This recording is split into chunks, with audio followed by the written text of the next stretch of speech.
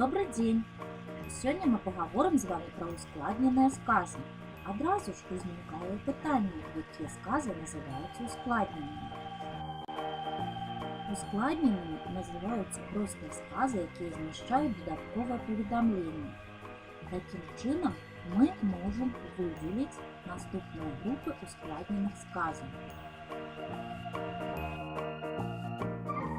Сказы з аднароднымі і адасобленымі членамі, сказы з пабочнымі і устаўнымі словамі і сказамі, сказы са звароткамі, сказы з параўнальнымі зваротамі.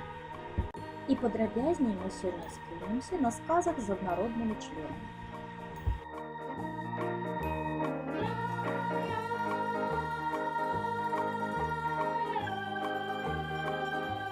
Як мы ўжо ведаем, аднароднымі называюцца члены сказа, якія выконваюць аднолькавую сінтаксічную функцію, адносяцца да аднаго і таго ж слова ў сказе і звязаны паміж сабой злучальнай сувяззю.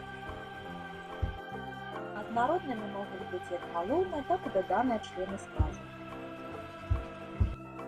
Паміж аднародных членаў сказа нельга паставіць пытанне ад аднаго слова да другога. Таксама аднародныя члены сказа могуць выражацца словамі як адной часціны мовы, так і рознай.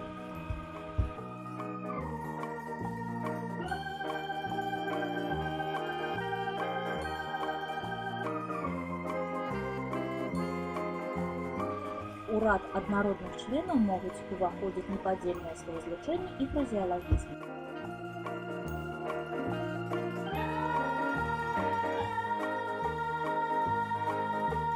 У сказе можа быць некалькі радоў аднародных членаў.